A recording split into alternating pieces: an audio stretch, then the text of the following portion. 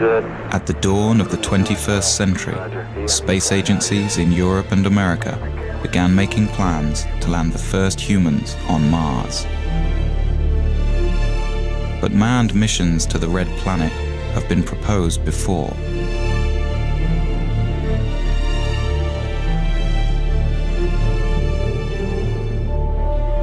For some, Mars holds the answers to mankind's future in space. Others say Mars is too far, too dangerous, and too expensive for humans to explore. And in a world torn by troubles, some say there is no need, or will, for mankind to reach into space anymore. More than 30 years after the last Apollo astronaut walked on the moon, the American manned space program seems to have lost its way, unable to reach beyond even low Earth orbit. We've got a problem. NASA has been literally going around in circles with its space program for the past 30 years. Astronautical engineer Dr. Robert Zubrin has been arguing for years that sending humans to Mars is the mission the space program needs. It's time that we set goals for NASA that were worthy of the risks of human spaceflight. Mars is the next logical step in our space program. It's the challenge that's been staring us in the face for the past 30 years. It's the planet that's most likely Earth. It's the planet that has on it the resources needed to support life and therefore someday technological civilization. It's the planet that will provide us with the answer as to whether life is prevalent in the universe or exclusive to the Earth. And it's the planet that will give us the critical test as to whether humanity can break out of the planet of our birth and become a spacefaring species. In the early 1990s, Zubrin was the head of the Mars Direct program at Martin Marietta Astronautics. His team developed a mission to Mars that could be done at a fraction of NASA's projected costs. Using only existing technology, Zubrin argues that the first steps on Martian soil could be made within 10 years.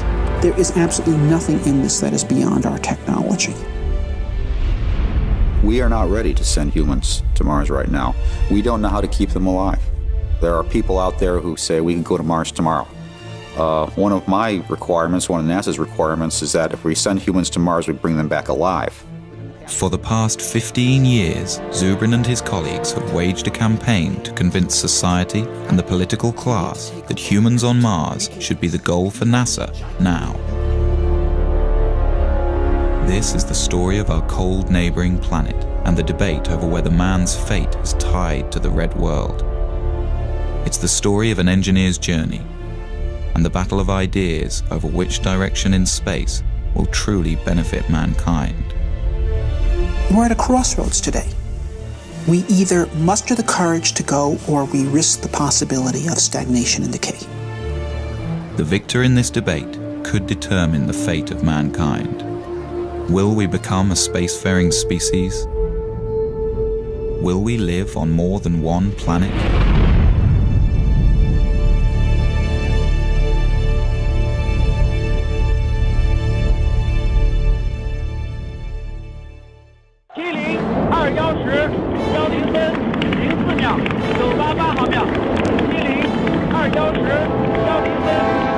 In the winter of 2003, the Chinese put their first taikonaut in space.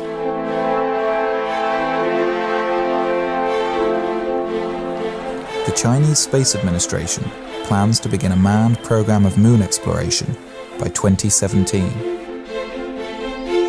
The European Space Agency has outlined a plan for humans to the moon by 2024 and to Mars by 2033.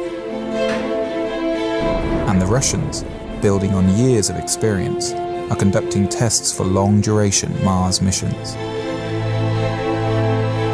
In America, with the impending retirement of the shuttle fleet and the completion of the International Space Station, the Bush administration announced in 2004 the Constellation program, on the moon, a plan that would return Americans to the moon by 2020. But the program was never fully funded and was eventually cancelled. 2010, the Obama administration announced its vision for NASA and human Mars exploration. By the mid-2030s, I believe we can send humans to orbit Mars and return them safely to Earth. And a landing on Mars will follow. And I expect to be around to see it. With a new timeline for humans to Mars sometime after 2035, and with administrations changing every 4 or 8 years, it is far from certain that such a plan will be realized. 20 years earlier, the first President Bush also proposed a long-term human exploration program, under great fanfare. The program quietly died in Congress a few years later.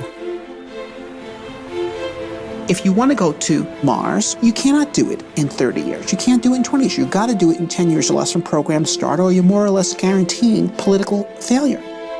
To date, only the Apollo moon program, which was announced in 1961 and had men on the moon 8 years later, has succeeded in getting astronauts beyond low Earth orbit.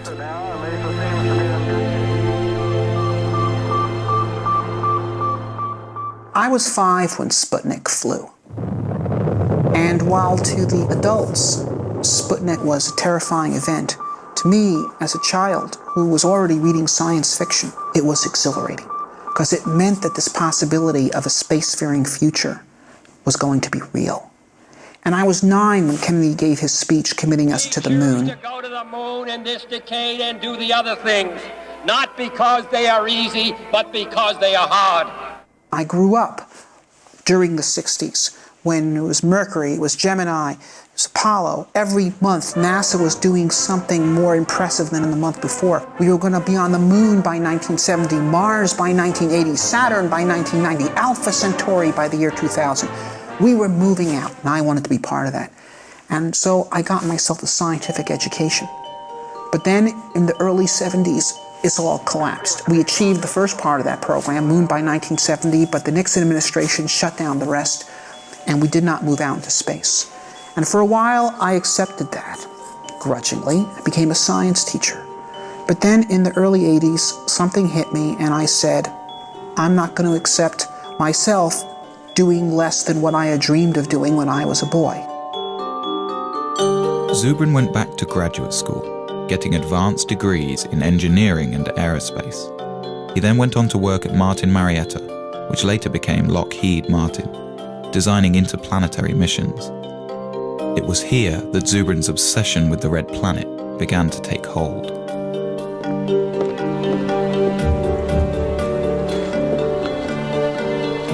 While at Martin in the 1990s, Zubrin and his colleagues developed a plan for sending humans to Mars that changed NASA's thinking on the issue. But the plan has languished on the drawing boards ever since. Now, as president of the Mars Society, Zubrin is at center stage in the debate over the future of manned spaceflight. Known as a smart, visionary scientist, he has authored several books on exploring space and is the self-appointed spokesman for the possibility of colonizing Mars. Mars is where the future is. Mars is the closest planet to the Earth that has on it all the resources needed to support life and therefore technological civilization. It has water, it has carbon, it has nitrogen, it has a 24-hour day, it has a complex geological history that has created mineral ore, it has sources of geothermal energy. Mars is a place we can settle. One reason for such optimism over a frozen world like Mars is evidence that 2 billion years ago, Mars was a much warmer and wetter place. We think that at one time in the ancient past, Mars was very similar to the condition of early Earth. This Martian warm age lasted for over 1 billion years and could have been a suitable environment for the development of life. If we go to Mars and find evidence of a second genesis on Mars, I think we can conclude that the universe is full of life. We can probably conclude that on some planets that life evolves to more complex forms, and I think we'd be reasonable to conclude that intelligence could also emerge on some planets as well. It really does answer the question, are we alone? And that to me is a question that transcends science. It's a philosophical societal as well as scientific question. To me, that's the big prize. That's why Mars is interesting. That's why human exploration makes sense. Space programs are often criticized for the huge sums of money they require. Although the American space program is less than 1% of the federal budget, a human mission to Mars may have to wait for better times. There are those who say that we have many problems to deal with here on Earth, and we need to postpone ventures such as the human exploration on Mars until these problems are solved. Well, there were many problems in Spain in 1492, and there still are. There are problems that need to be dealt with here on Earth, and should be dealt with. But we also have to think of the future. We also have to think about opening up new volumes in human history.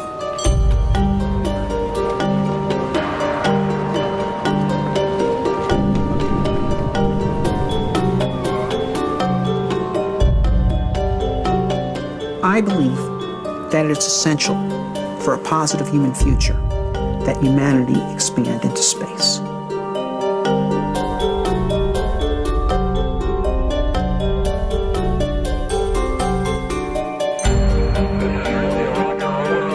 The greatest value that we got out of Apollo was the creation of intellectual capital through the inspiring of millions to go into science and engineering to be part of the great adventure of human expansion into space. There's a phrase that happened with the Apollo program, which was, if we can go to the moon, we can. And then everybody's filled in whatever they were interested in. Build mass transit, cure cancer, do this, do that. The point is, it did give us a sense that we could accomplish great things. It did bring out the best of us. We excited a generation of engineers and scientists. The generation that built the computers and cell phones and all the technology everybody uses today and takes for granted. If we set humans to Mars as our goal, we'll get millions of new scientists that will create new inventions, new industries. This is the enormous payback, and we can get it if we set the kind of challenge that will inspire the youth. To Zubrin, civilizations, like people, thrive on challenge and decay without it. We have everything we have today because of our predecessors who had the courage to leave the world of the known and go out into the wilderness and build new cities. And if we stop being people like that, then we will hand down much less to our posterity than our ancestors handed down to us. So there's the choice in life. One either grows or one decays. Grow or die. I think we should grow. History proves that we have never lost by pressing the limits of our frontier. In the summer of 1989, the first President Bush announced the Space Exploration Initiative, directing NASA to draw up long-term plans to get humans back to the moon and begin developing a program of manned Mars exploration. At Martin Marietta, Zubrin and his colleagues looked forward to moving NASA's space program outwards after 2 decades in low Earth orbit. Of course, we were very excited when Bush made his call saying that he was making a national commitment to implement such a program. NASA assembled a large team to take on the space initiative. In 90 days, the team developed a 30-year plan that required an enormous buildup of space infrastructure. What the NASA bureaucracy decided to do was basically design the most complex mission they possibly could in order to make sure that everyone's pet technology would remain mission critical, which is the exact opposite of the correct way to do engineering. First, NASA would triple the size of the planned space station and add enormous hangars, as well as free-floating fuel depots, checkout docks, and crew stations. Then, on the moon, they would construct more shipbuilding facilities, bases, and depots. Next, the moon crew would construct the Mars ship, a huge craft dubbed by its detractors as Battlestar Galactica. This ship would carry everything to Mars over an 18-month flight. Once in Mars orbit, a small group would descend to the surface, spend a few days, then plant a flag in the ground and go home. The plan became known as the 90-day report. To those of us at Martin who had been engaged in designing Mars missions, when they saw the monstrosity of complexity of the 90-day report, we were dismayed, and it was readily apparent to anyone with any insight that that program would fail politically. The plan was submitted to Congress. The estimated cost, $450 billion. The legislators went into sticker shock. This would have been the single most expensive program for the United States since World War II. By the end of 1990, Congress had refused all requests for SEI funding. When the realization came that SEI was doomed, Zubrin wrote a memo to his colleagues at Martin Marietta, outlining his problems with the NASA plan and arguing for a more direct approach. Zubrin favored launching a Mars mission directly from the surface of Earth, using only existing rocket technology. This negated the need for a lunar base and avoided the complexity and cost of building ships in space. He also objected to NASA's plan for a short surface stay on Mars, a mission that would amount to little more than a flag and footprints exercise. To Zubrin, we were going to Mars to explore and develop a new world. To maximize surface time, Zubrin proposed using a faster flight path, known as a conjunction-class mission. This would mean a crew could arrive on Mars after only a 6-month journey. They would then remain on the Martian surface for a year and a half. This would give the team time to explore a wide area and conduct detailed research about the planet. Then, as the Earth return window opens, the crew would launch from Mars for the 6-month trip home. Zubrin was convinced that a simplified, more robust and cost-effective mission could be designed using these principles. Along with several like-minded colleagues, Zubrin decided to ask management at Martin to allow them to design alternative Mars missions. The management approved that, and we formed a team. It was known as the Scenario Development Team, of just 12 people from the whole very large Martin company. One team member whose thinking was closely aligned with Zubrin's was David Baker. I went off to my office and said, all right, how would I do a Mars mission if I had to pay for it and I had to go on the ride? And I said, well, it's going to be simple. There's going to be no on-orbit assembly. I really tried to take everything out of the mission that didn't absolutely need to be there. While the rest of the team focused on longer-term, more traditional mission plans that required on-orbit assembly, Zubrin and Baker decided to collaborate on a mission that could be done near-term. We decided to do Mars the way Lewis and Clark did America. Okay? Use local resources, travel light, live off the land. Zubrin and Baker were convinced that a Mars mission could be launched directly from the ground. The other team members felt this was impossible, that the weight of the rocket fuel required for a round trip to Mars was so enormous it would render the launch ship impossibly heavy. To solve this problem, Zubrin was exploring a radical idea that had been kicked around the aerospace industry since the 1970s. The idea was to produce a methane-oxygen rocket fuel directly from the Martian atmosphere. It was a relatively simple and robust chemical engineering procedure that was done commonly in the 1800s, the era of the gaslight. If the idea worked, astronauts could land a relatively light ship with empty tanks. They wouldn't have to ship all the fuel with them for their return trip. This would radically lower their size and weight. The only problem was methane-oxygen fuel requires a hydrogen component.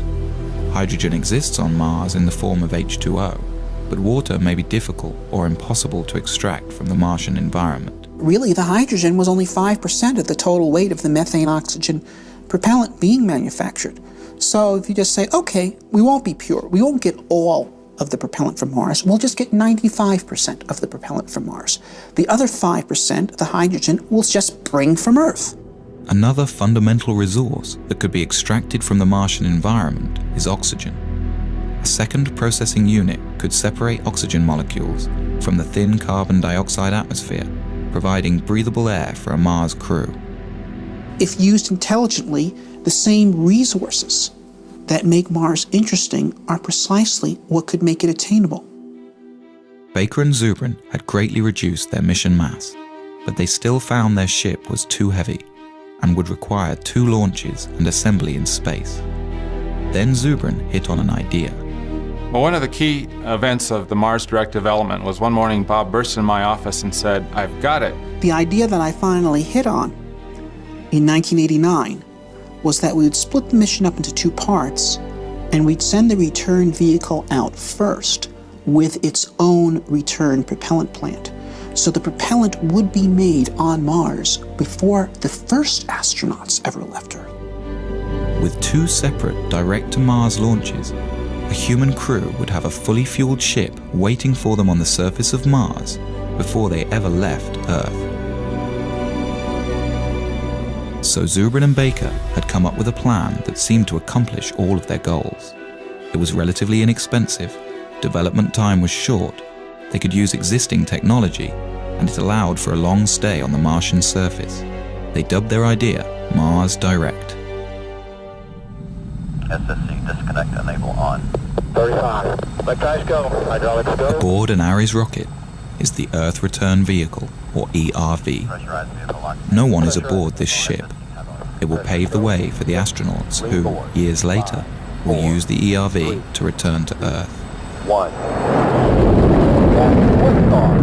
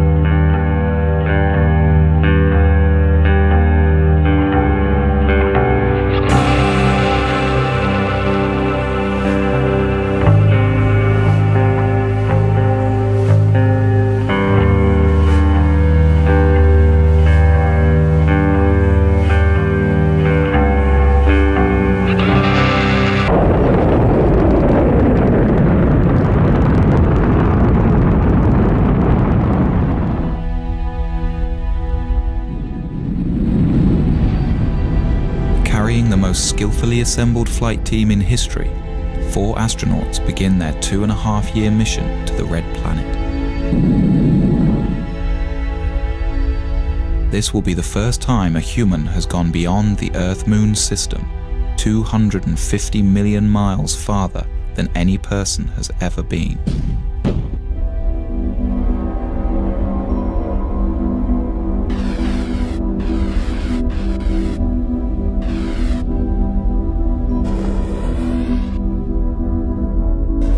To the health problems of zero gravity and to fully acclimate the astronauts to Mars, the ship will deploy a weighted tether attached to the last stage of the spent rocket booster.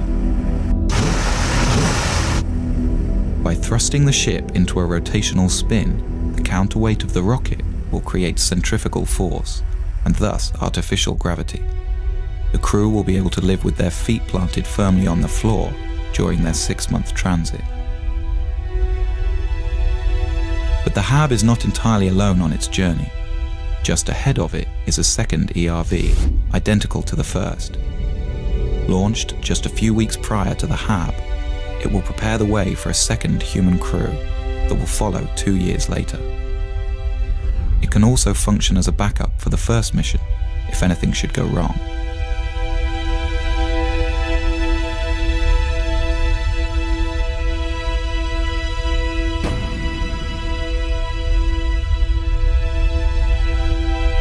6th month of the flight, the crew will gaze upon an alien world.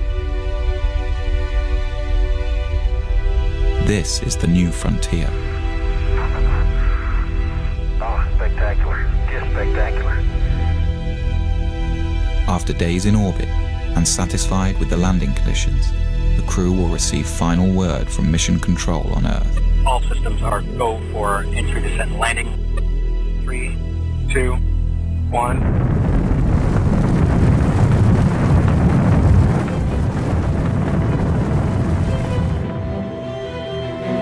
It will be a tense 40 minutes before people back on Earth get the signal from Mars and know if everything has gone well.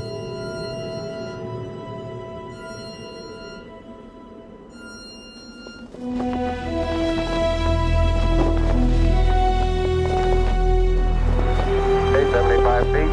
Cars looking good, down a half. Forward. 60 seconds. Lights on. Forward. Forward. 40 feet down, 2.5. Big shadow. 4 forward, drift into the right a little. 30 seconds forward. Contact light. Okay, engine stop. We're seeing it on the LTP. We're on Mars, everybody.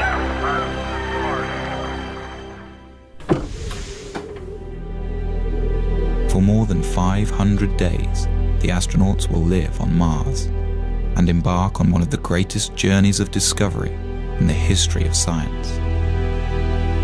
Will they find life? Or the fossilized remains of past life?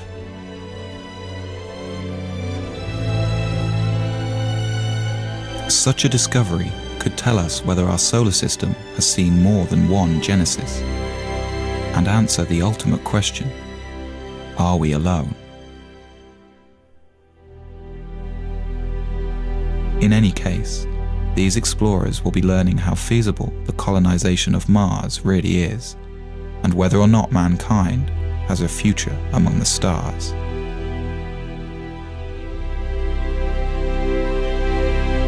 Then, when the time comes and the window for Earth return opens, the crew will climb into their Earth return vehicle and head home.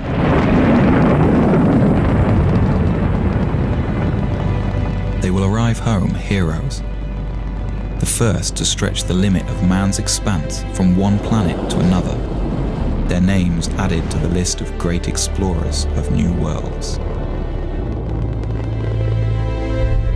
In their footsteps, others will follow.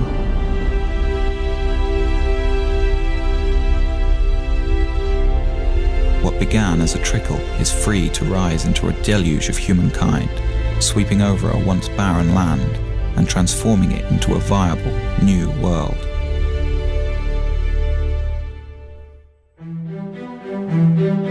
When Baker and Zubrin presented Mars Direct to their bosses at Martin, they expected the worst.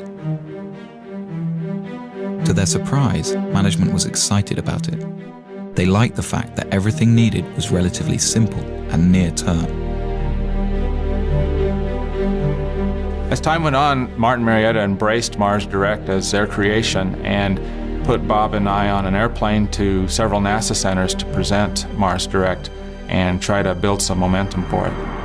Baker and Zubrin flew to the Marshall Space Flight Center in Huntsville, Alabama. This had been one of the original design hubs for the Apollo moon landings, but recently many of the engineers had become demoralized by the failure of NASA's SEI program. Tag team style, Baker and Zubrin presented their alternative mission architecture. The response was thrilling. The old-school Apollo crowd embraced it. This was a plan that actually made sense and was within reach. Baker and I gave a number of briefings. The first was at the Marshall Space Flight Center. Next was at Johnson. These people were incredibly excited. Over the next few weeks, Zubrin and Baker were flown around the country, pitching to all branches of NASA. And everywhere they went, the response was electric. The plan was standing up to scrutiny, and groups all over NASA were converting to Mars Direct. Their tour culminated in a public presentation to the National Space Society. The crowd gave the two aerospace engineers a standing ovation.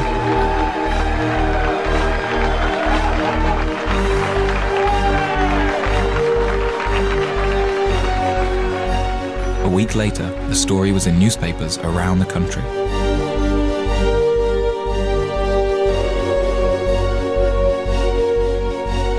But a counterattack was beginning to form within NASA. The space station teams and many in the advanced propulsion groups were against the idea. Since Mars Direct didn't need their programs, they felt under threat. As quickly as doors opened for Zubrin and Baker, they began to close.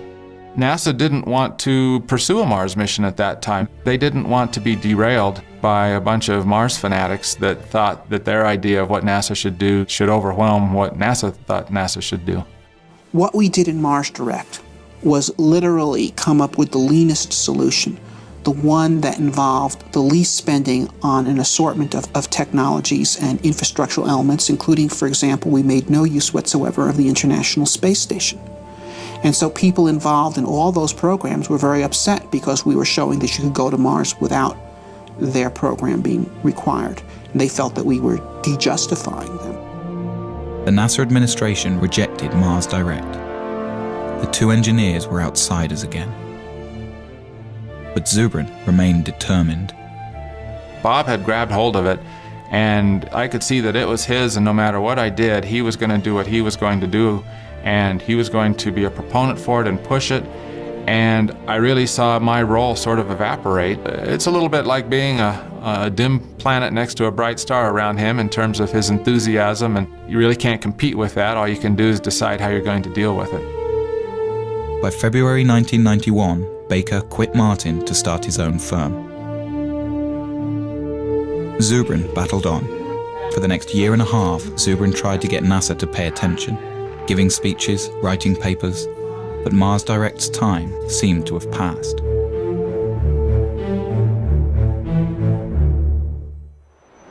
But then in 1992, a new administration came into power at NASA, and Zubrin saw a second chance. I was invited to brief Mike Griffin, who was the Associate Administrator for Space Exploration in charge of the whole Space Exploration Initiative. He immediately became a very strong supporter of Mars Direct. But before the engineers at NASA would take another look at Mars Direct, they wanted Zubrin to prove that producing rocket fuel on Mars could work. They gave Martin Marietta a small budget to do an experiment. Zubrin and his team built a machine called the In Situ Propellant Plant. It could take carbon dioxide, the dominant gas in the Martian atmosphere, combine it with a little hydrogen, and produce a methane-oxygen fuel. We did it in 3 months with a very small team. We built a plant that was 94% efficient, and no one who actually participated in that effort was actually a real chemical engineer. They were all aerospace engineers, like me, who were simply dabbling in chemistry in order to prove to NASA that 19th century chemical engineering really worked. With the experiment a success, the administration had Zubrin give detailed briefings of the mission plan to the engineers at the Johnson Space Center. They liked it, but had some problems. Dave Weaver was the lead mission architect. There were a number of things that we were concerned about with Bob Zubrin's mission. First of all, we thought his estimates of mass were probably too optimistic. Didn't have sufficient margins for a variety of things, not the least of which would be things like provisions for the crew, the amount of water that would be required. We thought his ascent vehicle was very large, which meant his power requirements, his propellant requirements were much larger than needed to be. His trip times out were too long, and that for very little effort you could get them shorter. The other problem was the size of his crew. He had a 4-person crew. I think virtually every study that's been done says that a 4-person crew for a 3-year type of mission is probably not realistic. Weaver took Zubrin into his office, and the two men worked out compromise mission architecture. First, Weaver wanted 3 launches for every mission instead of 2. The first year, 3 ships would launch: a MAV, Mars Ascent Vehicle, an unoccupied HAB, and an ERV, Earth Return Vehicle. The HAB and MAV would land on the surface and begin producing fuel for the return flight and air for the crew. These craft would spend 2 solitary years on Mars, allowing NASA to test all of the systems before sending a human crew. Then, in the 3rd year, 3 more ships would launch, this time with the HAB occupied by astronauts. The other 2 ships are for a future mission, unless needed as a backup for this crew. Once on Mars, the team could also utilize the first hab. Then, after a 1.5-year stay, the crew would climb aboard their small capsule and rendezvous with the return ship. This ship would carry them back home in a roomier environment than Zubrin's ERV. Zubrin called the plan Mars Semi-Direct. NASA called it the Design Reference Mission. They had a larger crew than we had. They had bigger ships. They had more equipment. They had heavier equipment. So they had to do the mission in 3 launches instead of 2, but it was done with the same principles of Mars Direct. The plan was subjected to the same cost analysis that tagged the 90-day report with a $450 billion price tag. The Design Reference Mission came back at a fraction of the cost, $55 billion. Spread out over 10 years, it could be done within NASA's existing budget. The plan made the cover of Newsweek. Here was a mission architecture that was affordable and could be done today with existing technology. But NASA's astronauts have not left low Earth orbit since.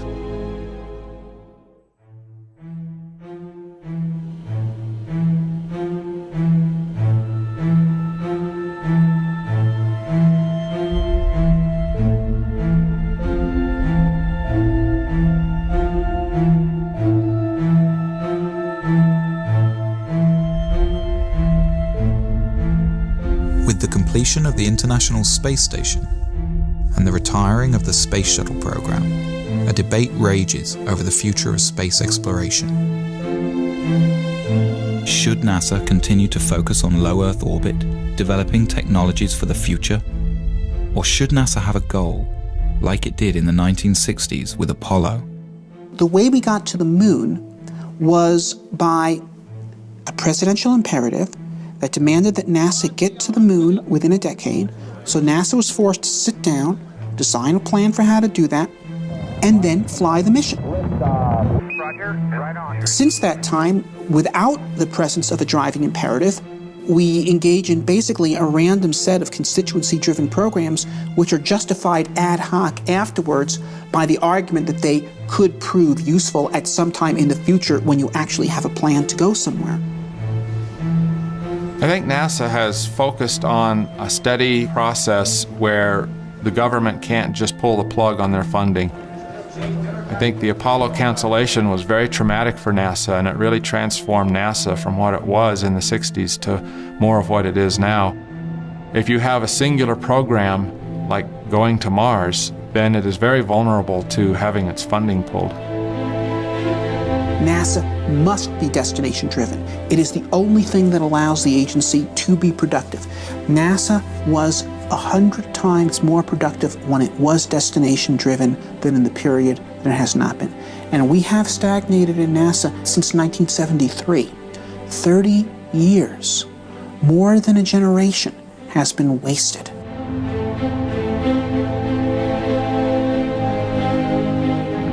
The American space program's been stagnant for 30 years. There's a once-in-a-generation shot right now to get it moving again by giving it a goal that'll take it somewhere. So the stakes today are high. And if you ask me if I am nervous right now, I am. Dr. Zubrin. Why is NASA stuck in low Earth orbit? The problem with NASA's lack of current achievement is not money. The problem is lack of focus, it's lack of a goal. It shouldn't be humans to Mars in 50 years. It should be humans to Mars in 10. We can do this. We do not need gigantic nuclear electric spaceships to send people to Mars. That is pork, it's nonsense. The primary question I get from American people is, why aren't we doing this? There's a big sense of disappointment, almost verging on a sense of betrayal. The purpose of spaceships is to actually travel across space and go to new worlds, not to hang out in space and observe the health effects from doing so. Dr. Zubrin, in your testimony, you were very passionate, but you also were mad. You're mad we haven't done this, or that this vision has been stolen from a generation? I guess you could say that. It's like Columbus coming back from the New World and Ferdinand and Isabella saying, so what, forget it, burn the ships. Okay, that's what has happened in this country.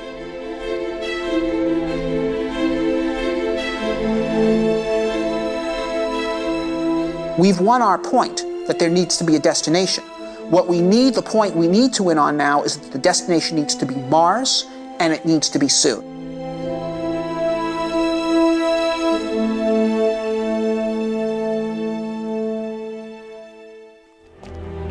The movement to send humans to Mars in the near term began at the University of Colorado in 1978. A graduate student in astrogeophysics named Chris McKay gave a small seminar on the possibility of introducing life to Mars. I got interested in Mars in graduate school. I entered graduate school the same year that Viking landed on Mars and sent back these images, and it sent back data that showed all the elements needed for life are here on this planet, and yet there's no life here. And I thought, oh, that's odd. It's sort of the lights are on and nobody's home. And I thought, well, that's curious. So some of my other grad students and I, we sort of got together to talk about, well, if there's no life on Mars now, could we put life there? And that evolved also into the question, well, maybe there was life in the past, and we could find fossils, evidence of it. Well, how would you do that? Well, you do that by sending people there. Together with fellow graduate students, the group decided to put together a small conference to discuss the matter of human Mars exploration. We basically just started a forum. We invited everybody from all the NASA centers and from all the universities that were involved in it, and they all came. And it really was, in retrospect, I realized a very important step toward building a consensus for human exploration of Mars. In 1996, I published my first book, The Case for Mars, and the response was phenomenal. I got 4,000 letters from all over the world. I had Parisian bankers and 12-year-old kids in Poland and firemen from Saskatoon and astronauts, and they're all writing me and saying, how do we make this happen?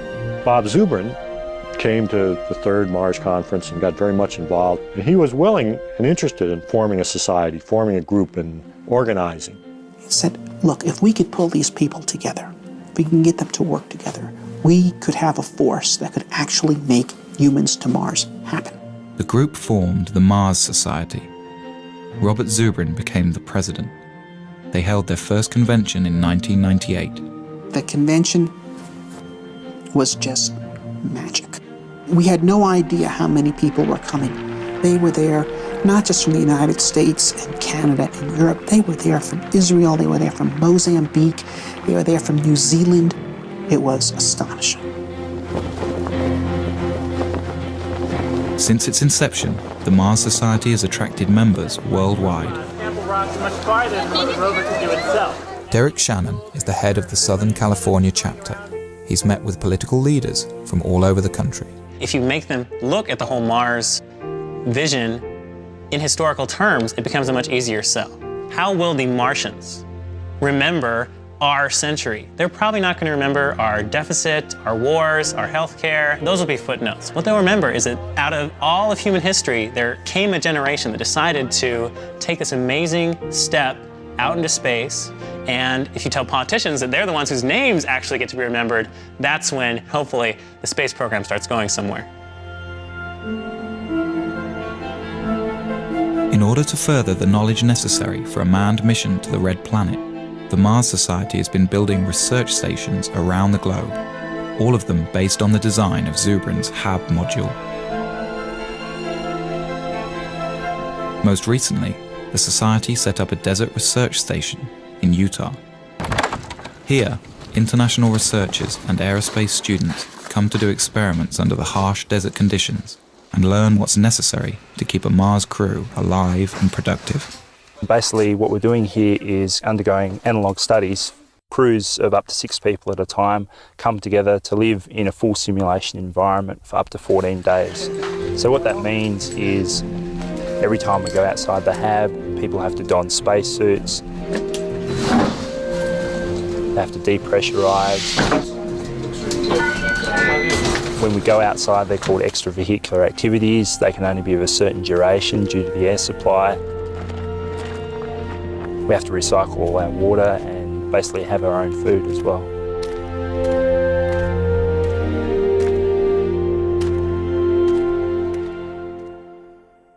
It's great to fantasize, but it's another thing when you have to put it together, when the nuts have to fit the bolts.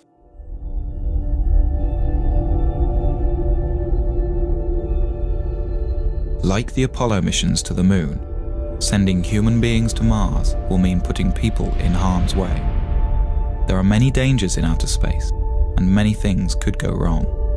A serious equipment breakdown could doom the crew to their deaths. Some argue that the risk of failure is simply too high.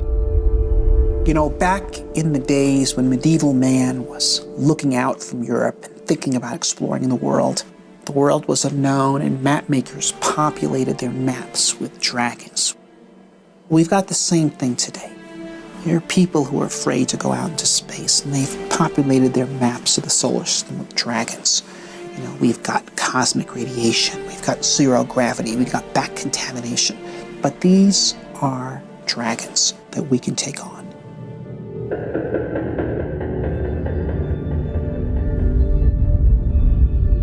There are two kinds of radiation astronauts must contend with in outer space: solar flares and cosmic rays. Solar flares are floods of protons that burst from the sun at irregular intervals and would be dangerous to an unshielded human crew. We are not ready to send humans to Mars right now. We've got to know a lot more about radiation and radiation mitigation. One of the Apollo flights barely missed, like by a week, a major solar event.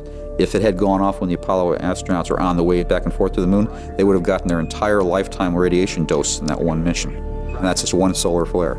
So that's why we worry about this. In the Mars Direct plan, Zubrin envisions a central, insulated core where a crew can retreat to while the radiation passes by.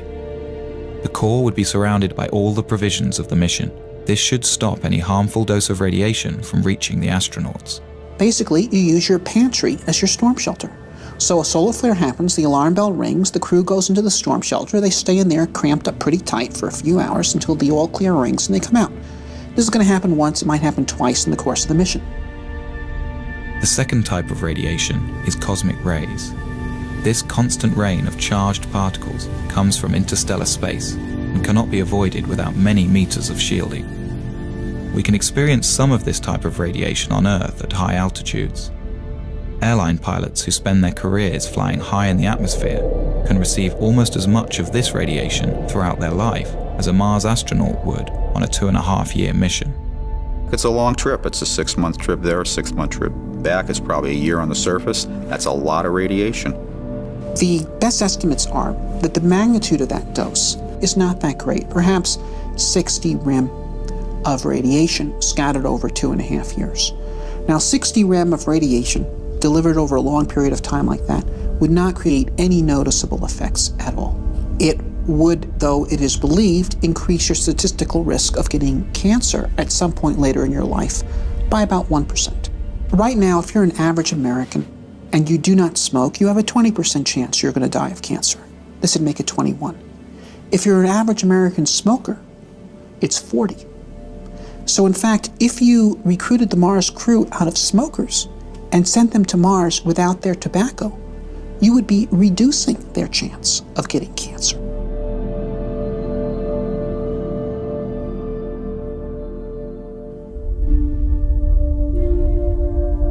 With the immense distance from Earth, never before experienced by a human being, with the constant dangers of outer space surrounding their small, life-sustaining craft, and with nowhere else to go, the psychological impact on a crew could be severe.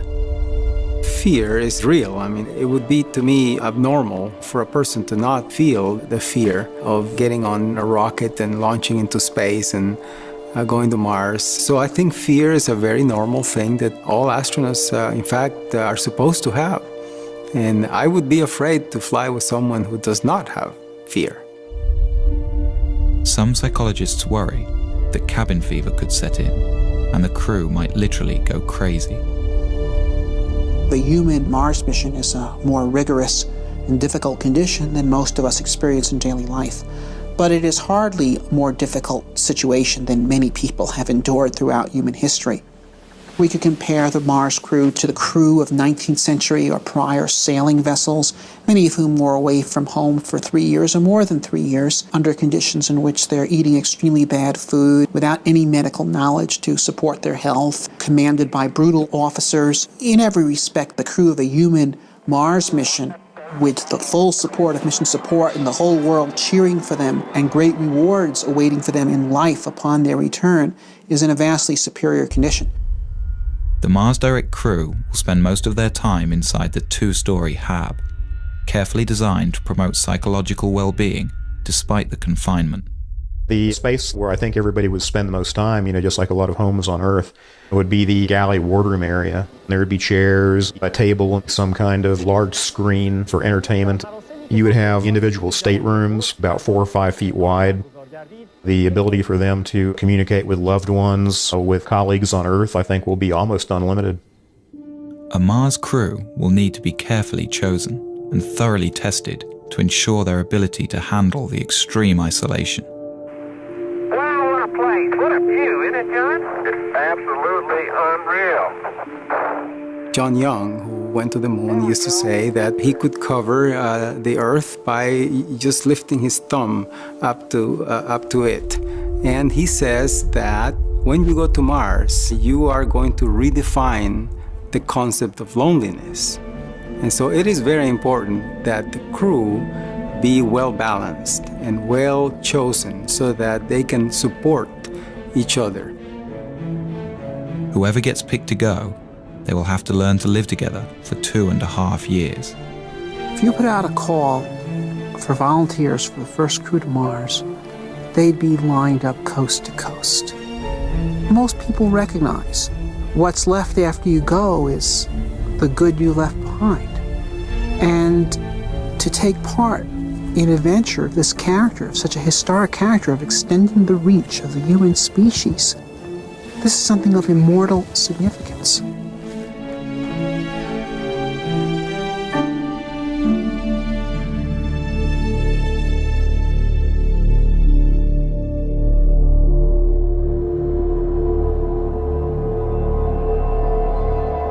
One of the most bogus threats associated with the Mars mission is the so-called back contamination issue, which is this notion that you go to Mars and discover these virulent disease organisms that you bring back to Earth and destroy all life on Earth.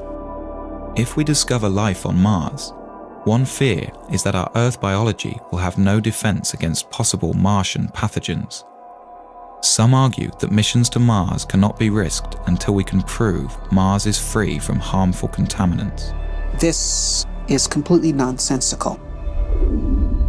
There's natural transfer of material from Mars to Earth all the time. We get around 500 kilograms of unsterilized Martian rocks landing on Earth every year, and they have been doing so for the past 3-4 billion years. And so if there were Martian organisms that could contaminate the Earth, they've already done so. Although the prospect of Martian diseases seems remote, lawmakers have required that NASA create elaborate protocol to ensure that any extraterrestrial material stays contained. And like the Apollo astronauts who spent 17 days in quarantine after their return from a sterile moon, a Mars crew will have to be thoroughly tested for any harmful Martian pathogens. The probability is infinitesimally tiny. But nevertheless, this is our home planet and it's extremely important and we have to protect it. The idea of a pathogen on Mars is clearly ridiculous because there is no megafauna or megaflora on Mars for pathogens to infect.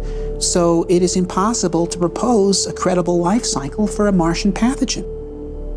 The diseases that afflict us have been co-evolving with us and our ancestors and near relatives for the past 3 billion years, and they are specifically designed to live inside the habitat of the human body and to overcome its defenses, and they've been engaged in an arms race with the human defenses for those 3 billion years. This is why humans do not get diseases from distantly related species. For example, I don't know of any person who has ever contracted Dutch elm disease, and trees don't get colds.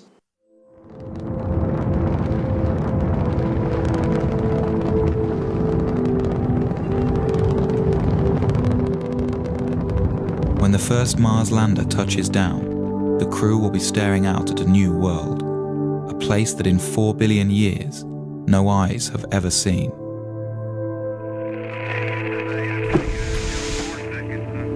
The crew won't be alone. millions of television viewers back home will be watching as the first man or woman places their footprint into the rust-colored soil. The crew will savor these moments, for here, someday, a new branch of civilization might begin, and future Martians will remember and celebrate this day.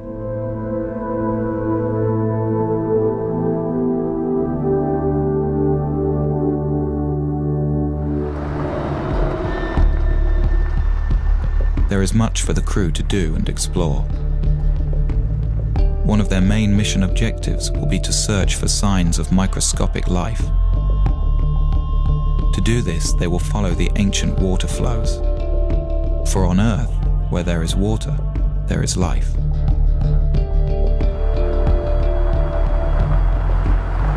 To help the crew in their search, they will have a pressurized rover that allows them to explore in a comfortable shirt-sleeve environment.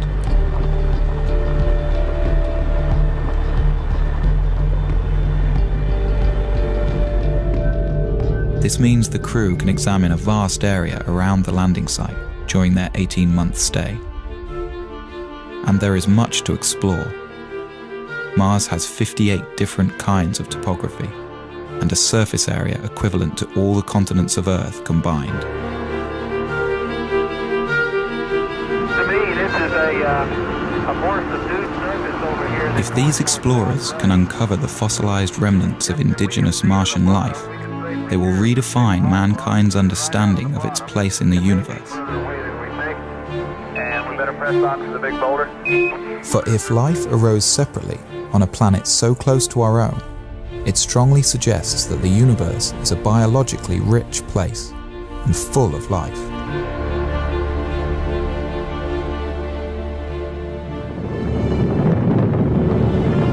For some, the ultimate question of Mars, though, is will there be human settlements on the planet? Will Mars become a new branch of human civilization?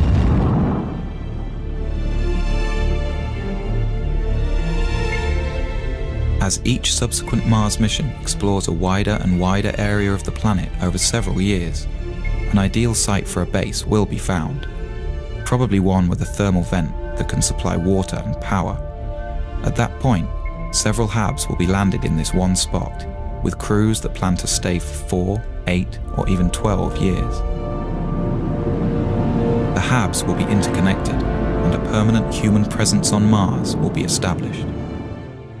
This scientific community will have to learn to become self-sufficient, to be able to survive on Mars without supplies constantly being sent from Earth. But unlike any other planet in the solar system besides Earth, Mars has all of the fundamentals needed to make this possible.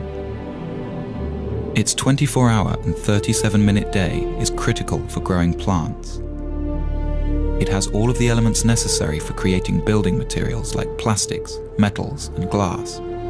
And it has oceans of water frozen into the soil. If we can develop this craft of living on Mars, then Mars becomes inhabitable. Not immediately physically, but intellectually. I mean, look, what determines whether an environment is habitable or not? Is Colorado habitable? We're not naturally adapted to live in Colorado. We're tropical animals. No one could survive a single winter night here without technology, such as clothing, efficient use of fire.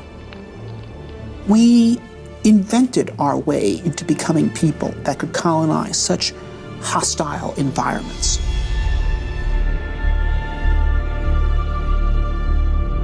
Eventually, with a lot of ingenuity and invention, the scientists will learn to live off the land.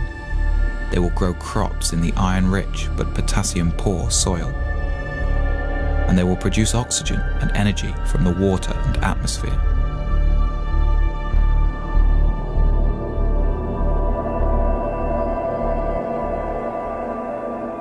Sooner or later, children will be born, the first true Martians. They will grow up to see Mars as their home. With time, more and more people will arrive. These won't only be scientists, but settlers, people who plan to stay. They may come for all kinds of reasons, but to them, Mars will be a chance to start over, to build a new life for themselves. The well of human social thought is not exhausted by the present age, and I don't think will ever be exhausted. There will always be people with new ideas on how humans should live together. With Mars so far away, the hold of Earth governments on their colonies will be tenuous. The Martians will need to govern themselves. Mars is not going to be a utopia. Mars is going to be a lab. It's an open frontier. It's a place where things are going to be tried out. I think we'll see a lot of noble experiments on Mars. Perhaps some of these Martian colonies with their novel ideas based on the best thought the 21st century has to offer, maybe they'll find ways in which humans create society that are more humane and offer more opportunity for human potential.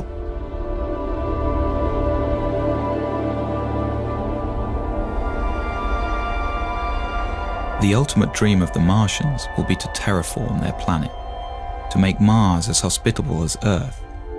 This may not be as big a fantasy as it seems. Here we are on Earth, a world that's very sophisticated and developed and complete. And anything we do is just a subtraction. It's because we live in such a biologically rich planet. When we go to Mars, we have an opportunity that we don't have on Earth. Here's a planet that's died. Here's a world that's not full of biology, probably doesn't have any at all. Well, there, we can actually do something to help. Once there are large human settlements on Mars that will have significant industrial capability, we could actually start addressing ourselves to the question of transforming the Martian environment itself, terraforming Mars, as it's called, because Mars was once a warm and wet planet, and it could be made so again through human engineering efforts. With daytime temperatures in the Martian tropical zone averaging around 0 degrees centigrade, and with an atmosphere only 1% as thick as Earth's, exposure to these elements by a human without a spacesuit would be instantly fatal. The first step to terraforming Mars and bringing it back to life will be for the Martian colonists to warm up their planet. Well, we know how to warm up planets. We're doing it on Earth by putting gases in the atmosphere. On Earth, it's not a good idea to warm up the planet. The temperature is just fine, thank you. We don't need it any warmer here. But in principle, if you could trap the sunlight reaching Mars today, every single photon that's hitting Mars, Mars would warm up in about 10 years. Well, obviously you can't trap every single photon that's hitting Mars, but you can trap about 10% of them with the greenhouse effect. So that would imply that Mars could warm up in about 100 years. Well, 100 years is a long time, but it's not astronomically long. One idea is to build small, automated factories that produce super greenhouse gases with no ozone-depleting side effects. Although these gases would be unwelcome on Earth, for the Martians they would be an efficient way to trap heat. Then within a few decades, we would raise Mars by more than 10 degrees centigrade. And if you did that, that would cause massive amounts of carbon dioxide that is currently absorbed into the Martian soil to start to outgas. Carbon dioxide is also a natural greenhouse gas. As it builds up in the atmosphere, more and more heat will be trapped, which will in turn cause more CO2 to outgas. The process will become automatic, and as the atmosphere thickens, Mars will eventually reach a state of equilibrium and stay warm naturally.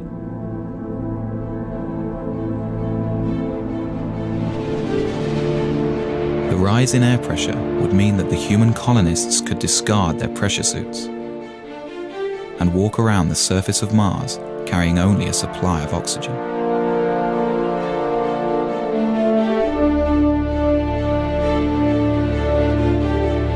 And as the temperatures rise on Mars, water frozen into the soil will begin to melt out. And for the second time in its history, Mars would have liquid water on its surface.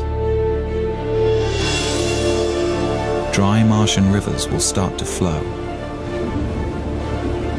Seas will rise, and there will be rain clouds in the skies.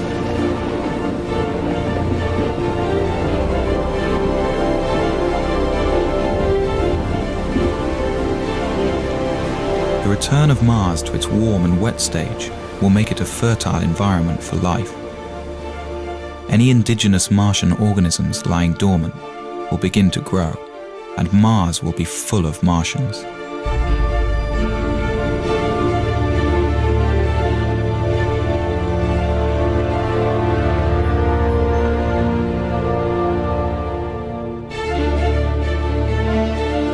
If no native life emerges, or that life is all dead, then humans could begin addressing the idea of bringing life from Earth.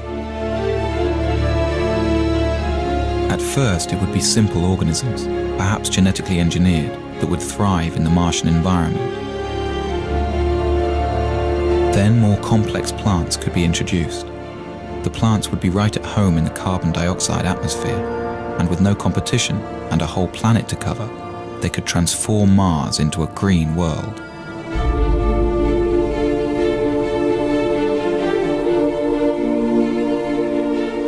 Warming Mars so that it sustains life is rapid, but then the slow process of making the atmosphere breathable for humans and animals starts, and that's done by plants. Although the process will happen naturally, if the colonists can't find a quicker way, it will take tens of thousands of years. This is a philosophical debate. Many people think the universe has a big sign on it that says, "Do not touch. Leave it alone. It was made this way. It is not in our purview as human beings to change anything." I can respect that view, although I disagree with it. I think the universe has a big sign on it that says, "Go forth and spread life." Because when I look around the universe, I think life is the most amazing thing we see. It is just incredible. And we human beings are uniquely positioned to help spread life from this little tiny planet, which it seems to have been started on, beyond. And that's our gift. Earth's gift to the universe, I think, is the gift of life.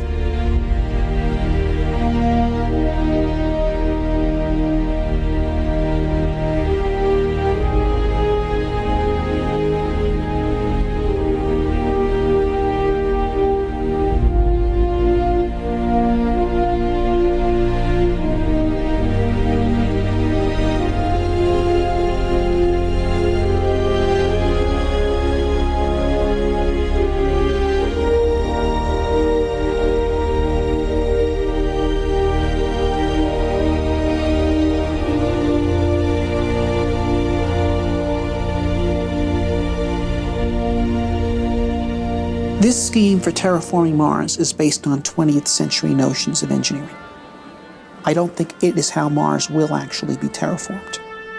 What you have here is a 20th century mind trying to address a 22nd century problem. And so I think Mars will be terraformed by the 23rd century, not by the 33rd, by the 23rd. Things that would seem utterly fantastical to us is how it will actually be done. But it'll be done. We're at a crossroads today. We either muster the courage to go or we risk the possibility of stagnation and decay. The exploration of the solar system and expanding of life through the rest of our solar system and someday beyond is the kind of thing that will keep our civilization going. We're explorers by nature. Eventually we will go to the stars. And the question is, when will we start? I think a manned-Mars mission could happen within 15 years. Some days I'm very optimistic. I think we can do it in 10, maybe 15 years. Other days I see all the political things that go into the space program. I look back on the 30 years we've been bogged down, and I get more negative about it, and I say it's going to be another 3 decades or 4 decades.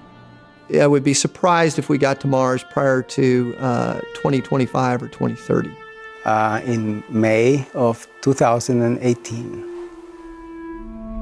Understanding the various political obstacles that exist and what we need to fight through to get the program started, I believe that we will be on Mars by 2020.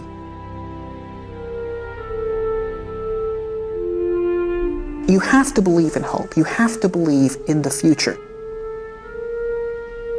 There are more and more people coming around to the point of view that a positive future for humanity requires human expansion into space.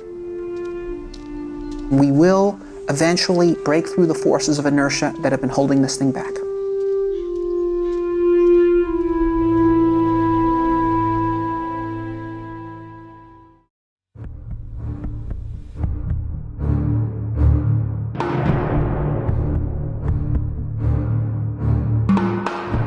The Mars Desert Research Station in Utah in the southwestern United States.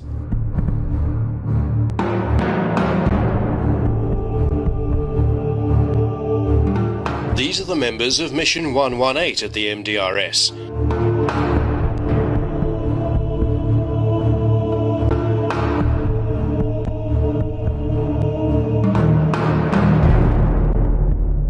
They call their assignment Kiwi Mars 2012. Their aim is to discover what it's like to live and work in an alien environment as a prelude to humans one day going to Mars, the red planet. The technology for explorers to reach Mars actually exists today, but the troubled global economy and the lack of political will are just two major challenges to be overcome before such a journey can take place. The lengthy duration of such a voyage is another hurdle. So without the conditions aligning favorably for the journey, it's unlikely we'll see footprints in the Martian dust anytime soon. Nevertheless, the red planet is in our sights and within our grasp. But until a manned Mars mission is practical, what can we do to prepare for humankind's greatest exploratory endeavor? The answer for the crew of Kiwi Mars 2012 is to learn something about exploring and living on Mars right here without leaving Earth, and perhaps in some small way contribute to the next giant leap for mankind.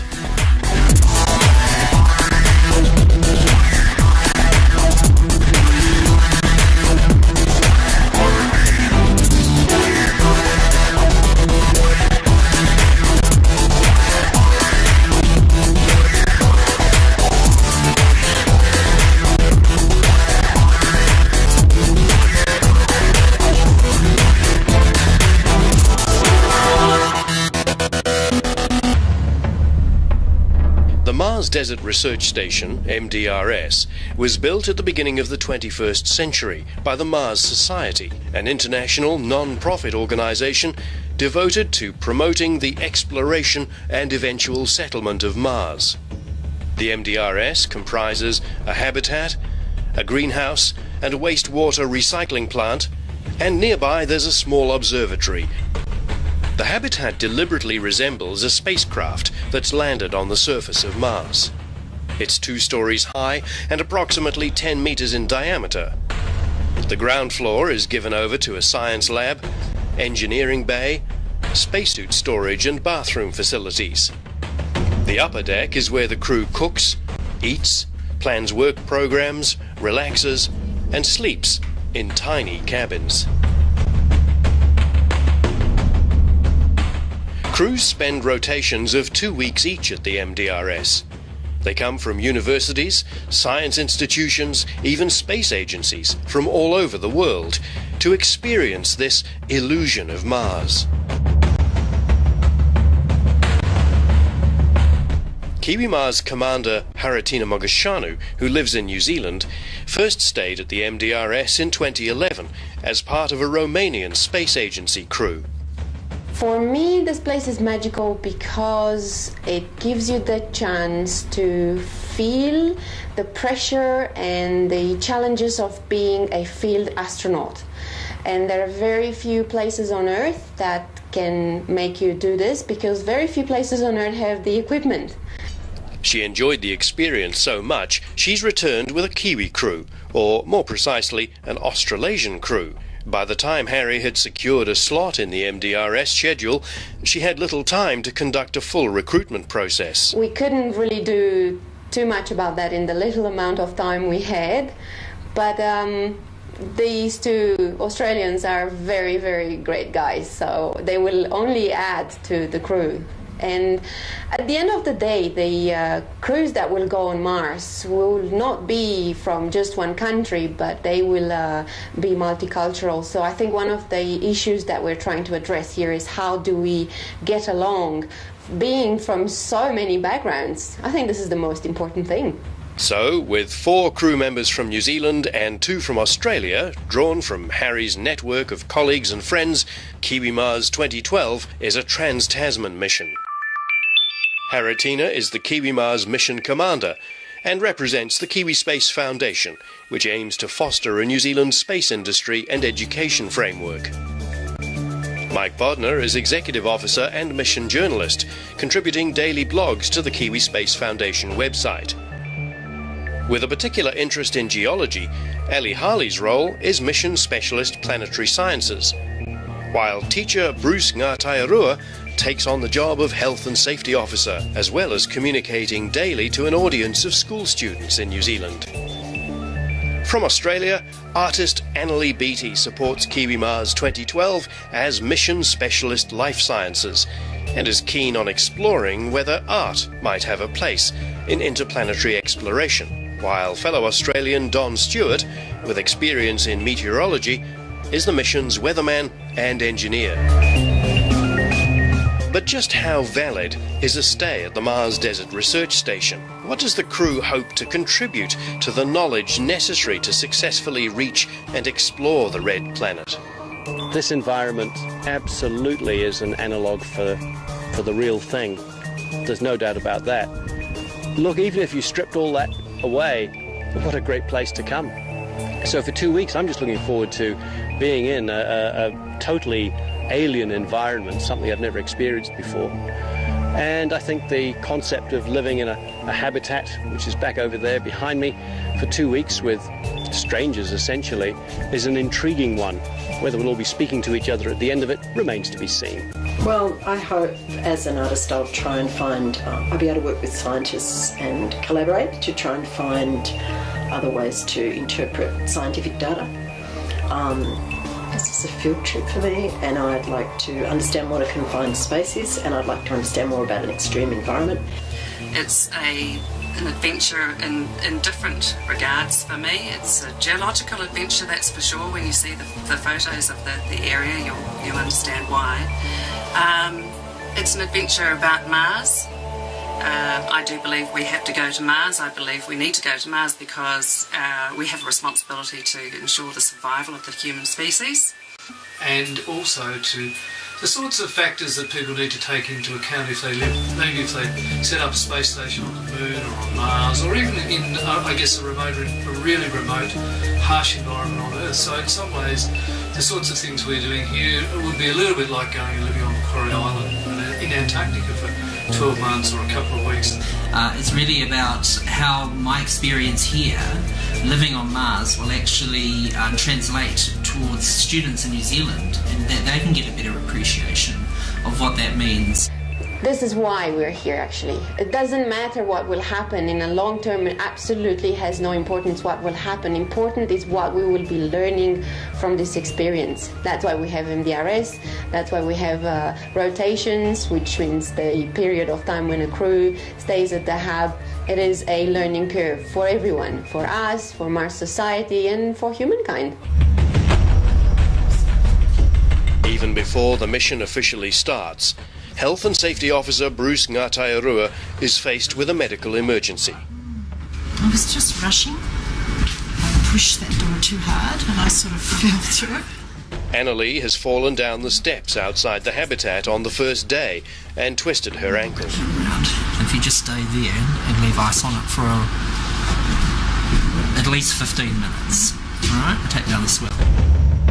Communications from the habitat prove difficult, so Harry and Mike drive the 11 kilometres to Hanksville, the closest settlement. Because although she says she's not broken anything, we cannot really be sure, and I would like to have an X-ray or something like that done to her to make absolutely sure that she's safe. I think what's such a shame is we finished the training on the ATVs, the quad bikes, before, and Annalie had never ridden one before. After the training, she went out on it and spent about 20 minutes riding around. She came back with a big smile across her face and said, "That was awesome." She was so happy. And the next thing, she's flying out the door and down the steps, and oh dear, talk about going from one extreme to the other. A crew member of mine, she fell on the stairs and I think she twisted her ankle. I hope it's not broken, but because I have no way of knowing, I need to make absolutely sure. Is it possible we could get an X-ray done? 300 west. Awesome. Thank you so much, sir. Okay, see you soon. Bye. Not wanting to risk Annalee having a broken ankle, Harry elects to take her for the almost 90-kilometre drive to the nearest X-ray clinic. Yeah, and it's not broken. Thank you for your help. Thank you for your help. Do you want this closer? What the incident reveals is that any crews on Mars are going to have to cope with injury and illness themselves and be medically trained for any eventuality, from cuts and bruises to compound fractures. The nearest hospital to Mars is going to be not 90 kilometres away, but even at its closest, over 50 million kilometres distant on Earth. A $300 X-ray later, and Annalee returns to confirm that it is just a sprain. $300 later. Look at that awesome. What a great job. And he left his child's birthday party to come in. Oh, wow. And the X-rays are fine. So, it's so great. But she faces a frustrating wait to see whether she'll recover enough to take an active part in the rest of the mission. So, the first 24 hours, keep it elevated. Apart from that, it's going to be all right. He said maybe 6 weeks. 6 weeks? But it's not broken. Physical challenges apart, a psychological trial Martian explorers will have to face is living together in close confinement. In this respect, the MDRS is a good indicator of what to expect. The illusion is complete. Crew cabins are small, and private space is extremely limited. Beyond the sleeping quarters, it's difficult to find privacy. Peace and quiet on Mars will likely have to be timetabled and occasionally negotiated. Living together in close proximity is nothing new. People have been doing it for centuries, and any family that's lived on board a small boat or in a camper van will know exactly what the challenges are. At night, in the MDRS, for example, those who retire early are sometimes frustrated by the noise from those who stay up talking or watching DVDs. And personal habits, whether an ongoing sniff, a tendency to hum tunes, or the use of a certain repetitive phrase, are magnified by confinement. On Mars, the last thing you'd want would be tensions boiling over due to annoying personal habits, because it won't be easy to escape them. Even a quick stroll outside would involve getting dressed up in a spacesuit. And anyway, for safety's sake, it's unlikely you'd be allowed to go alone. Within 2 days of the mission, tensions are running high. Harry wants to fully enact a landing and arrival at the habitat, including a mock landing on Mars, reaching the habitat, and an arrival ceremony.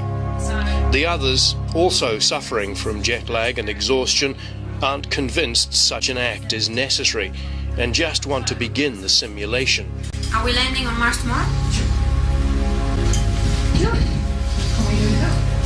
Compromised. Do you guys want to? Well, the only thing I wanted to include in the landing is the cultural part. The arrival plan included a ceremonial burying of some rocks, which Harry has brought all the way from New Zealand. By the way, it's not, Harry and I aren't arguing about this. No. It's not that Harry wants to and I don't want to. It's just what it's... After much debate, it's agreed to abandon the arrival and delay the stone burial ceremony. We cannot do it. Fine. I think, within the first 48 hours, we had all been suffering from tiredness, jet lag. We all deal with that in different ways. Maybe Ali just came out and was more overt about it. I certainly felt some tension, I have to say, in that time. I'm not a person who actually speaks out like that, but I did agree with some of her comments. So when she spoke about it and she said, "Oh, does no one else feel the same way?" I actually did say, "Yeah, I do feel the same way in some regard." But I think it was more important to actually talk about that and for it not to be an impediment for the rest of the mission, and so we could work it out. So airing it was the best thing. And I'm glad she did. So I felt quite relieved after she said it, to be honest. However, Bruce has to exercise his health and safety authority to make sure Harry's enthusiasm for the mission doesn't override her own basic necessities. told her to eat something, otherwise she'll flake. Yeah. She's not coming out unless she's had breakfast, right? Yeah. So, yep. She said she'll eat. If she doesn't, let me know. Right. Harry's created a challenge for herself, though. After flying from New Zealand to Los Angeles, she then elected to drive all the way to Colorado to rendezvous with the rest of the crew. It took 15 hours, after which there was no time for rest before continuing on to the desert research station. At this point, Harry has been on the go for over 30 hours. But then Bruce has his own condition to manage. He's diabetic, but it's not until everyone's at the MDRS that he tells Harry. Out of concern, she restricts him from driving the quad bikes or going on field trips without full support. That gives a new dimension to the expedition. I don't think it will change too much because commanders on Mars or on any field expedition, they have to deal with emergencies. Even if they won't be able to come with us on the field, which is probably the case more for Bruce, surprisingly, than for Analea, we will have plenty of work for them to do at the hub, especially that we need people to be in comms contact. And in a way, strangely, I'm a little bit relieved that we can have someone at the hub that is not going to be upset that they're not going to go on a field trip, because as you know, we cannot have everyone out on the field. There have to be 2 people at all times in the hub.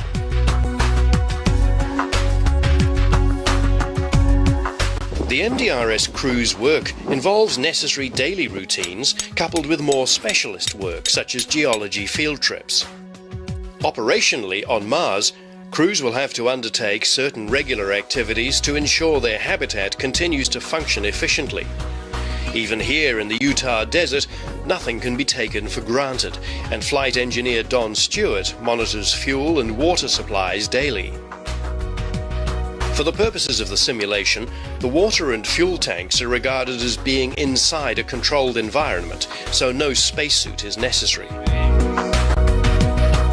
Water on Mars is likely to be a major challenge. Even at the MDRS, water is rationed. Showers are limited to once every 3 days, and all water is used sparingly. Conservation for the Kiwi Mars crew also means being careful with toilet usage. Another aspect of isolation the crew becomes aware of is the importance of pumps. Pumping equipment on Mars will be essential and widely used for airflow, water transfer, hydraulic operation of equipment, airlocks, refrigeration, waste disposal, and many other functions essential to survival and comfort. The Kiwi Mars crew is reminded of this when one of the water pumps fails, meaning Don has to resort to good old-fashioned science, using siphoning to transfer water from the tank on the trailer to the habitat's main tank. I'd be prepared to wait for a little while. What do you think? Just put water on the top and then eat. And they're very yummy. Food is another challenge for those living in an alien environment. As with the water, the food at the MDRS is in limited supply and is largely dehydrated and freeze-dried to simulate the sort of provisions that early Martian explorers might have to take with them. The catering routine alternates between one day of cooking and the next more of a just add water approach. We made a muck-up yesterday with the cooking days. We actually meant to cook and we didn't cook, so we're just going to put it on track again now. And have a non-cooking day today, and one tomorrow, and then cooking day. Crews who stay at the Desert Research Station also participate in a nutrition study undertaken by Cornell University for NASA, and Kiwi Mars is no exception. Mission 118 crew members weigh themselves each morning and record the data. Each evening, they complete a survey about what they consumed, how it tasted, how it made them feel, whether they ate more, the same, or less than normal, and so on. This is done online and received by Cornell University's researchers. The nutrition study is one genuine practical contribution MDRS crews can make to a successful mission to Mars.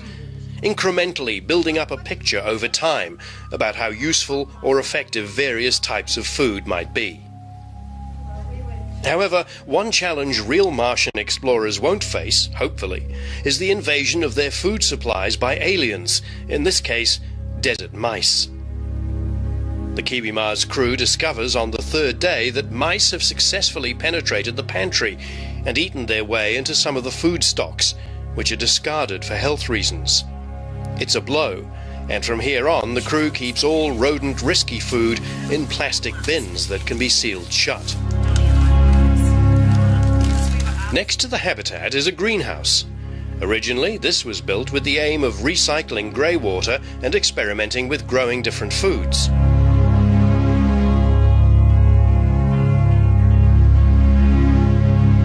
However, it's fallen into disrepair, the grey water recycling equipment lying idle, and the greenhouse shelves empty of plants. On Mars, it's possible astronauts will be able to extract water in the form of ice from below the surface. But on the long journey to reach the red planet, efficient water recycling will be essential, just as it is today on the International Space Station. Presently, the space station recycles just over 75% of its water, so it's not yet fully self-sufficient. But research into how water can be totally recycled promises to have tremendous benefits here on Earth, as well as for future space explorers. Although the atmosphere in the Utah desert is perfectly breathable, MDRS crews have the option of wearing simulated spacesuits for going on EVAs, extravehicular activities, including Annalie, whose ankle is now fully functional again. Spacesuits on Mars will have to cope with incredibly cold outside temperatures, an unbreathable carbon dioxide-rich atmosphere, and extremely low air pressure. Okay, now you wait 5 minutes and you wait for my... Such suits are currently being designed and trialled. For example, at the same time as the Kiwi Mars mission, a group from the Austrian Space Forum tests a prototype Mars suit in Austria's Dachstein ice caves. At the MDRS, crew members simply wear overalls and boots for venturing outside, but kit up with backpacks containing air circulation equipment and helmets that, while not airtight, do at least give the wearer some idea of what future Martian explorers will have to contend with. Like the spacesuits, the Habitat's 2 airlocks are not pressurized or even airtight, but Haratina asks her crew to at least pretend they're waiting for decompression before venturing outside.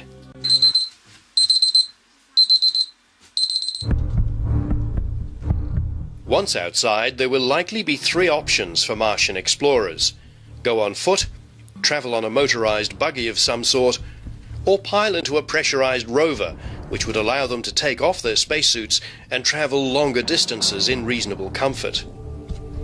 At the Utah station, crews have access to their own mock pressurized rover, a 4-wheel drive SUV, though it's not practical or safe to wear the spacesuits inside the vehicle.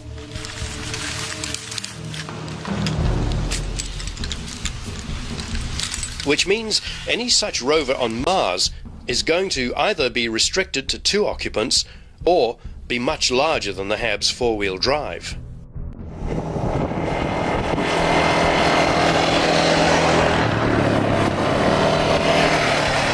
The Mars Desert Research Station's all-terrain vehicles, the quad bikes, prove an easier solution for exploring the local environment. Their range on Mars would be limited by the air supply of the spacesuits, however, though they could be fitted with auxiliary tanks if required. And, of course, they'd need to be powered by something other than a petrol engine.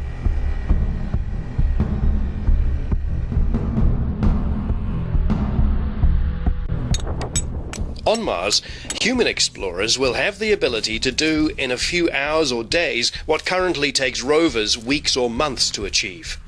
Just being able to physically pick up or crack open a rock will provide a wealth of knowledge that with rover technology today is so limited and so slow to gather.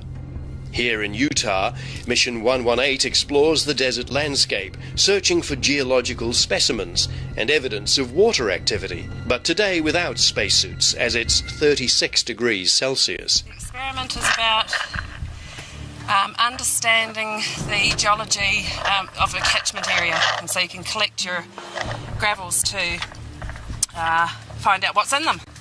In this particular gravel, we may have some Jurassic deposits, Cretaceous deposits. We've got a lot of really, really cool stuff here. A key clue to previous life on Mars, and the one that would be the holy grail of geological finds, will be fossils.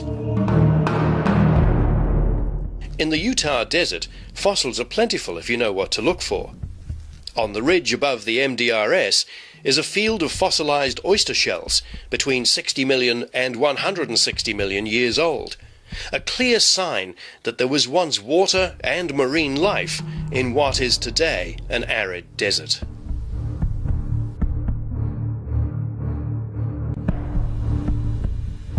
The strata, or different coloured layers so obvious in the desert landscape, tell a fascinating geological story.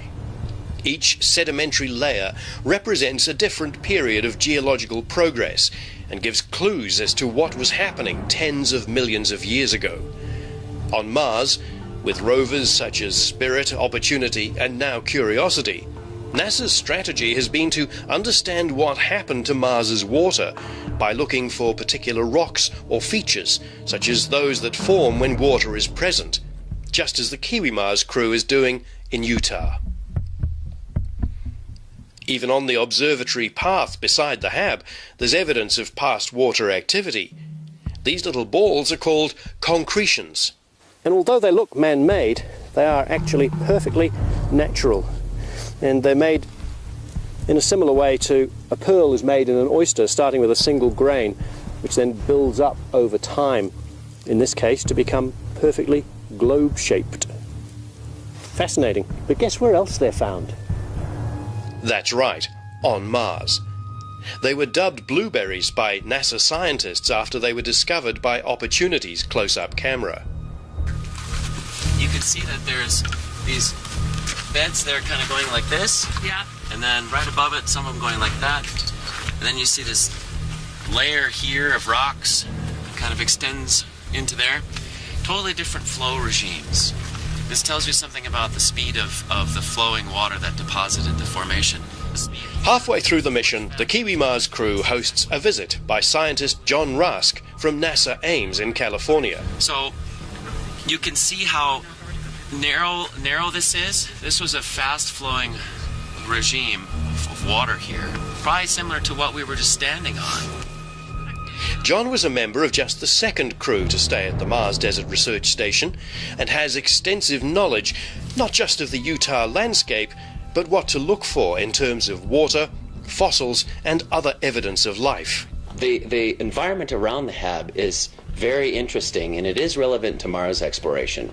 While it isn't a Mars-like atmosphere or Mars-like temperature conditions, it does have features that geologically look similar to what we have observed on Mars as well, such as inverted river channels, steep gullies that are incising into cut banks of large buttes, and other features that look like boulders laying around on these plains that may have been eroded by liquid or flowing water. So the surface here has been dominated by water erosion, and in some places on Mars that is also true. It is hypothesized that life, if it exists on Mars, might exist in rocks or underneath rocks. And out here in Hanksville around the hab, there's very rich field sites that have hypoliths and endoliths colonizing underneath rocks and within rocks. That gives scientists a chance, an opportunity to test their ideas, their theories and their hypotheses about the potential for life to live in rocks, perhaps on Mars. Back at the habitat, the crew's rock and fossil collection grows as the days go by. They've found fossilized shark's teeth, gypsum, and plenty of petrified wood, including, out in the field, a whole petrified tree trunk many millions of years old. I have managed to find some just stunning specimens, petrified wood. Wood that looks like wood, like it was cut up this morning, but wood that's also been silicified and it's orange, it's red, it's yellow, it's green, it's beautiful. When you look around this landscape, you're seeing layers, very clearly delineated layers. It's called the Morrison Formation. It's sedimentary and was laid down over the eons by freshwater, by seawater, by desert, and by plant. Everything's the same.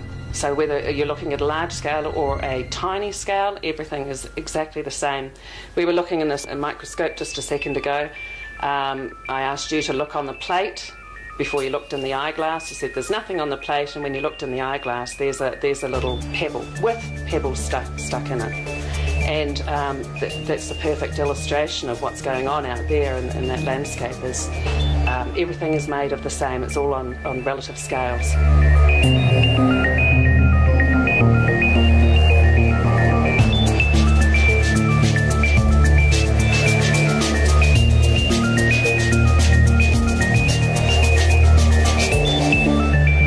Beyond the scientific work programs Martian explorers will have, there will be a need for recreation, for reflection, and for establishing their own personalities within the habitat and maybe on the Martian surface itself. Mascots, for example.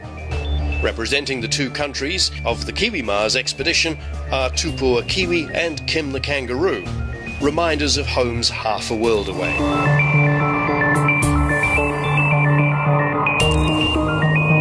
Mascots aside, one of the givens in terms of cultural identity is the symbolic planting of a flag. It was one of the first things the Apollo astronauts did on the moon, and will likely be one of the first ceremonies to be performed on Mars. In Utah, there's a permanent flag on top of the MDRS habitat, the red, green and blue of the Martian flag. Red for Mars, and green and blue to represent what Mars could become in the future if terraforming were to result in the establishment of seas, lakes and vegetation. It's a flag of hope and ambition. But the Kiwi Mars crew members have brought a mixture of their own cultural identities and personal passions to Utah. Bruce Ngātairua draws on his Māori heritage by painting and displaying the Māori flag. Haritina likewise celebrates her Romanian origins, while Don and Annalie realise they've forgotten to bring something important to them from Australia. This is Don Stewart's painting over the Australian flag, and he's painted the First Nation flag, the Aboriginal flag over the top, just to highlight the fact that Aboriginal people were the original inhabitants of Australia, so we thought they needed a presence here. We thought that was missing, so he's painted over mine, he's painted over his own. Realising the artistic potential of the desert soils, flight engineer Don decides to turn some of the raw material into clay. What I'm going to do is to put in a tiny, tiny amount of water and let it sit overnight, and hopefully it'll come back to something like pottery clay. And I can either make maybe a little vase or whatever, or maybe just some little souvenir discs for all the crew to take back to Earth. In the end, he chooses to make a bowl, though without any means to glaze or fire it, it's eventually returned to the desert. Annalie also turns her attention to art, preparing for a planned exhibition based on the mission. What I've been trying to do is I've been trying to do some drawings of people in spacesuits.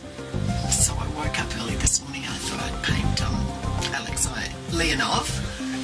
There he is up there.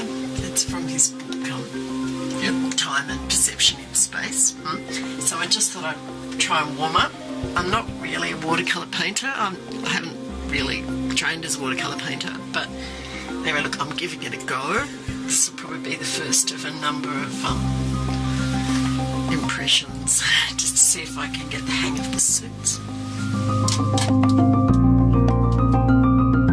Perhaps more important than what the crew has brought with them is what they send back. Each day, teacher Bruce communicates with the Kiwi Mars Mission Control at Wellington's Carter Observatory, where hordes of school students have been visiting and learning all about the mission and about the Red Planet itself. Via online messaging, they send questions to Bruce and the crew about what the mission is doing, what they're looking for, what they're eating, and generally what it's like to live on Mars. So I'm telling them we eat all sorts of different foods. All of it is rehydrated. In other words, we're just adding water, but it tastes just like the same kind of food that we've got in New Zealand. And a lot of them are getting a great kick out of that because, they think it actually tastes quite different and horrible. The main questions I've been asking is about how we've been getting on here.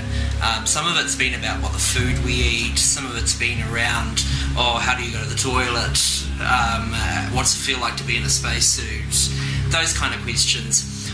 We've actually had a couple of schools come in specifically for Kiwi Mars because they are looking at space and they're looking at extreme life in their own studies at school, and it's fitted in really well. We've had some really good comments from the teachers about that as well, because it's actually, if they haven't learned a lot, they've come with an imagination and it's fired them up to actually learn more, so that's really great. On Mars, however, communication with Earth will involve a frustrating delay, anything up to 20 minutes, even though radio signals travel at the speed of light, due to the immense distances between the two planets.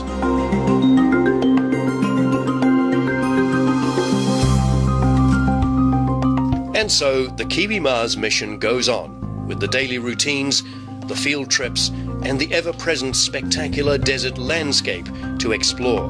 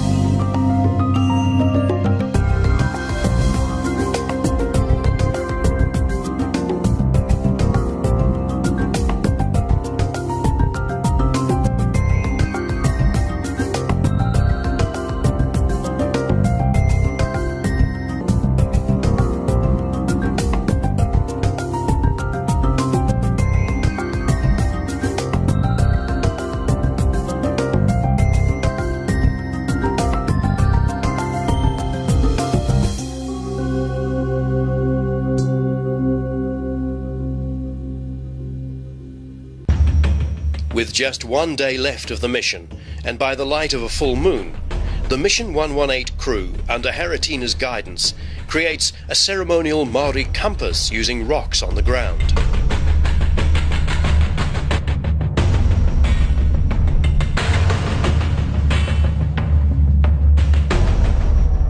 Haritina and Bruce also finally symbolically bury the rocks from Island Bay on the coast of New Zealand's capital, Wellington.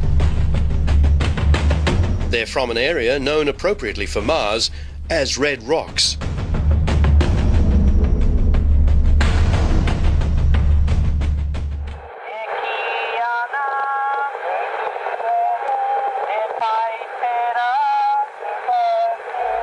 By placing a Maori star compass in here in the solar garden at MDRS, I thought that we could put a symbol of our curiosity, because the Polynesian people, the Maoris, are the people who actually traveled the furthest navigating by the stars. So they are, to me, the biggest symbol of this. So that's why I wanted to have it here. It's just a memento, a reminder that you have to keep your curiosity open.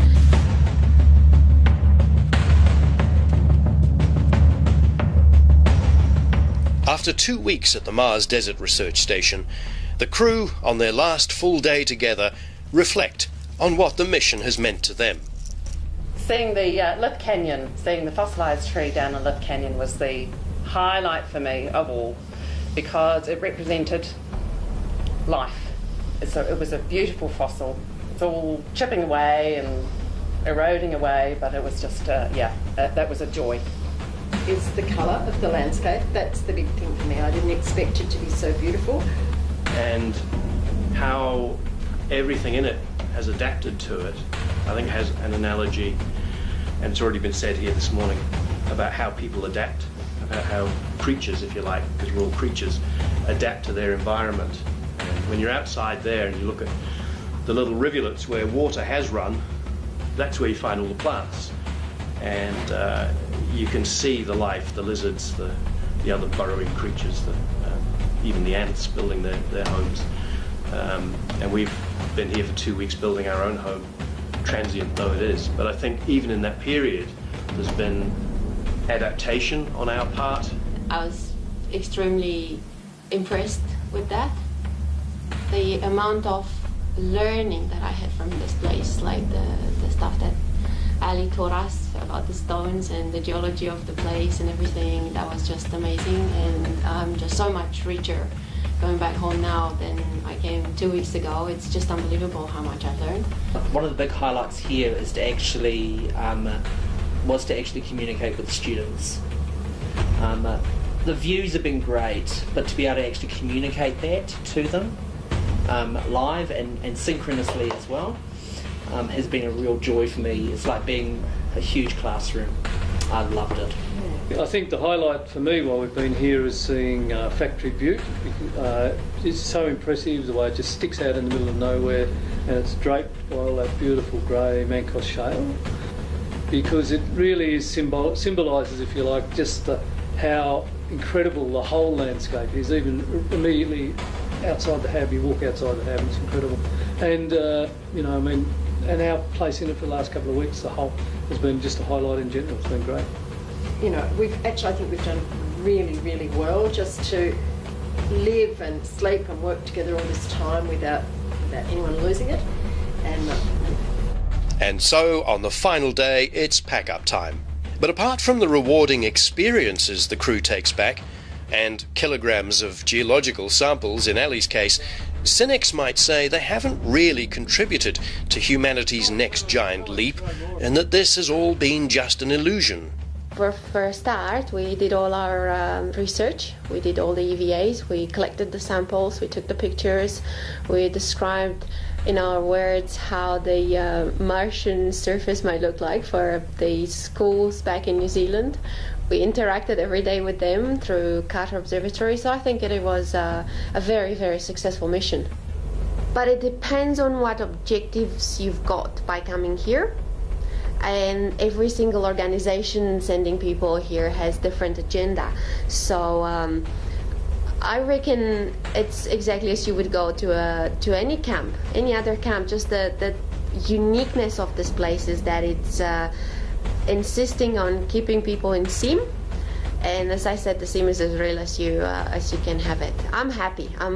I don't care if this is made of titanium alloy or of wood. What I care about is what you get out of it. So it's mission accomplished for Kiwi Mars 2012. Perhaps the Mars Desert Research Station offers crews a chance to realise their own potential more than contributing to the potential for us to reach Mars. But in the end, the more we understand ourselves, the better prepared we are for the future.